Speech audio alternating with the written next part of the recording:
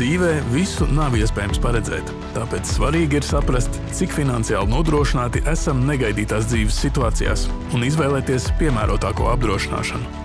Kā apdrošināšana var pasargāt ģimenes budžetu, ja notiek negadījums, kādi ir apdrošināšanas veidi, kādas iespējas tie sniedz, cik tas maksā un kā izvēlēties atbilstošāko. Atbildes turpmākajās minūtēs. Dzīves apdrošināšanu varētu salīdzināt ar lietussargu. Lietussargs mūs ļoti labi pasargā, ja gadījumā sāk līt lietus. Savukārt dzīves apdrošināšana tā ir ļoti labs atbalsts tādos gadījumos, ja kāds no ģimenes apgādniekiem kaut kādu iemeslu pēc aiziet mūžībā. Ģimenes finansiālā drošība lielākoties balstās uz vecāku kaut kādiem šiem te ienākumiem. Jautājums ir, kas notiekās ar šo ģimeni, ģimenes finansiālo drošību un stabilitāti, ja kāds no apgādnieka ienākumiem kaut kādā brīdī pēkšņi pazūd. Un nedod Dievs, šai ģimenei ir arī kaut kādas savu kredīta saistības. Un tad tā dzīves apdrošināšana ir ļoti labs veids, kādā veidā pasargāt savu ģimeni no šādām nezināmām situācijām un šo te finansiālo drošības pilvenu uztaisīt tik lielu, cik attiecīgi jūs paši vēlaties.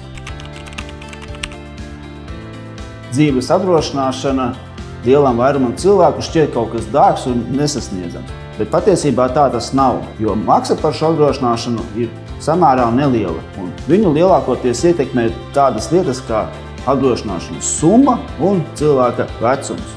Un ja Pēters, kuram dotā brīdī ir 30 gadi, izdomā apdrošināt savu dzīvību uz 20 000, tad viņam mēnesī šāda apdrošināšana izmaksātu tikai aptuveni 6 eiro.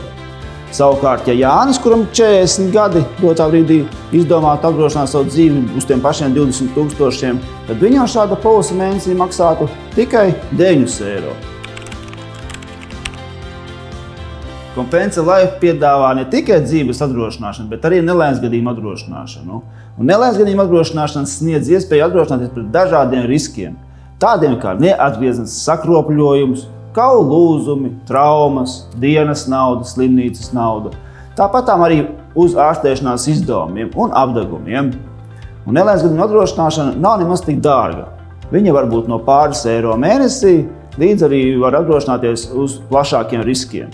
Polises cena ir atkarīga tīri no šīs te apdrošināšanas summas un arī šo te risku klāsta, ko cilvēks izvēlas. Un nelaimes gadījuma apdrošināšana viņa sedz cilvēkam šos te finansiālos zaudējumus, kas ir radušies nelaimes gadījuma rezultātā.